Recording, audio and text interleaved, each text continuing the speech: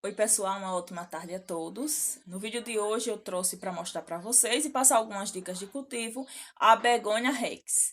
Pessoal, ela tem essa folha prateada, então eu chamo de prateada, mas eu não sei se realmente esse é o ID dessa begônia.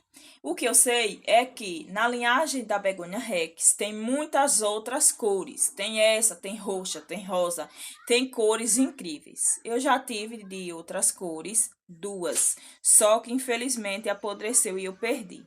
Mas ela tem tanto essas cores quanto uma infinidade de cores bem interessantes para que vocês possam colecionar. Primeiro, pessoal, eu vou focar na questão do substrato. Por quê? Porque a planta, para ela ficar bem, ela vai precisar de um bom substrato.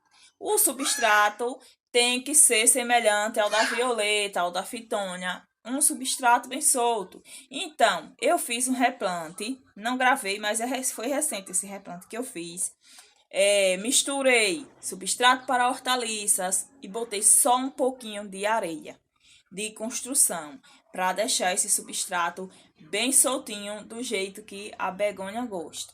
Assim que eu fiz o replante, como não havia dano nas raízes, porque eu fiz o replante retirando todo o torrão, eu já molhei assim que terminei, né? Na mesma hora, terminei, já molhei. Ela gosta de ficar na sombra. Então, vocês precisam ter em mente que se for comprar uma begônia, precisa ter um ambiente com sombra e muita luminosidade para colocar essa planta. Por quê? Se vocês colocarem no sol, o que é que acontece? O sol bateu aqui, já vai queimar. Ela é uma planta com as folhas muito frágeis. Tocou o sol, ela já vai estar queimando e fica muito feio. Até no tempo quente, mesmo não tendo o sol tocando nas folhas, ela costuma ficar com as folhas um pouco amarelada. Então a gente precisa ficar atento, porque às vezes a gente pensa que a planta está doente, quando na verdade não é, é simplesmente o calor. Essa daqui, ela estava em um local e de repente o sol já não batia em um local e mudou para um outro. Aí abafou muito e começou a ficar com algumas folhinhas, ó, um pouquinho amarelada, mas isso aí é a questão do sol. O adubo, eu não uso adubo muito exigente, com muita coisa, muito nutriente, micronutriente, não. Eu uso aquele básico, é o da farinha de osso com torta de mamão, ou então aquele adubo que é o esterco de gado ou de ovelha. Nada mais que isso. Begônia é uma planta fácil de cultivar, fácil de multiplicar, e se a gente seguir as regras dela certinho, sem exceder, vai ficar perfeita. Por ser uma planta de rizoma, o que é que acontece? A gente tem que sempre estar mudando para um vaso um pouquinho maior. Percebeu que ela já apertou no primeiro vaso, a gente já vai trocando. Se você deixar ela por muito tempo no mesmo vaso e as raízes ficarem muito apertadas e o rizoma também ficar tocando no vaso, começa a criar feridas no rizoma. E aí o que acontece? Vocês podem perder ela por apodrecimento. Então observe. Quando vocês observarem que o vaso já está cheinho, aí vocês vão e troca para um maior. Essa estava em um vaso bem apertado, eu coloquei nessa bacia. Essa bacia aqui o pessoal chama de fibra. É um plástico muito resistente. Aqui tem dessas bacias que já tem acho que 10 anos ou mais. E ela não estraga, mesmo no sol. Essa ficará na sombra, porque a begônia é de sombra. Mas tem vasos desse aqui em Rosas do Deserto que duraram muitos anos. Então, por isso foi que eu coloquei nesse que é espaçoso e eu acho que eu não vou precisar tirar ela daí tão cedo, porque quando chegar o momento de retirar também eu vou ter que fazer algumas mudas. Eu gosto de fazer as mudas, porque se eu perder a planta mãe eu vou ter outra para substituir, e então essa bacia vai deixar ela aí por muito tempo. Isso é o que eu espero, né? Com relação à floração, ela tem flores muito insignificativas, flores miúdas, né? Flores que a gente nem percebe. Aqui, ó, floriu, só vê porque tá aqui por cima, mas se tivesse lá embaixo a gente nem via. Cor muito clara, tamanho bem pequeno. Agora as folhas da begônia é o que traz toda a beleza, né, para a planta. Aí, pessoal, vocês podem estar fazendo as mudas, dividindo aqui os rizomas. Um rizoma grande vocês cortam em dois. Um rizoma pequeno vocês só separam do outro e faz o replante. E também a partir de folhas. Quando vocês fazem o corte do rizoma, não pode plantar no mesmo dia. Se não for passar nem canela e nem cola, vocês têm que deixar uns 2 dias para ele murchar, né? Cicatrizar. Para aí sim vocês poderem plantar. Planta de rizoma eu não gosto muito de passar a cola e nem gosto de passar a canela. Eu prefiro deixar cicatrizar naturalmente e aí depois é que eu vou e planto.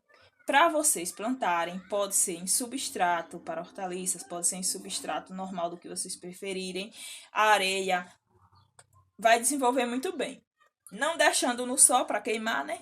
Isso aí vai, com certeza, vai ter bom resultado. Deixando na sombra. Para vocês fazerem muda por folhas, vocês podem estar tirando as folhas. Agora, tem pessoas que fazem e dizem que demora muito. Só que é porque não está usando a técnica certa.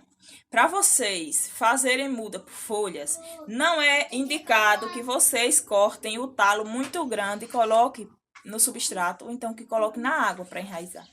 Eu faço do jeito que eu vou ensinar vocês, dá super certo. Eu faço o seguinte, eu corto aproximadamente nessa parte aqui. Eu só deixo um pedacinho bem curto da folha para poder enraizar. Por quê? Porque se a gente cortar o talo muito grande, a planta vai enraizar. Daí vai ter que estar jogando tanto seiva como os nutrientes que ela conseguir captar cá para cima. Você imagina o trajeto, ó, de cá de baixo, né, até aqui, para poder formar o broto. Se você corta aqui, ela já vai enraizar aqui e já joga cá para cima, pronto, rapidinho. Eu já fiz, pessoal, o teste para ver realmente se era como eu pensava. A questão do tamanho do talo da folha influenciava. E realmente influencia. Eu já fiz com violeta, já fiz com peperômia, já fiz com begônia. E é tudo a mesma coisa. Coloquei o talo inteiro em uma vasilha com substrato. E coloquei em uma vasilha com água. E coloquei o mesmo jeito com talo pequeno. Numa vasilha com água e numa vasilha com substrato. Os talos pequenos formaram o brotinho e a muda primeiro do que aquelas que tinham o talo grande. Então, realmente funciona. O segredo é esse aí.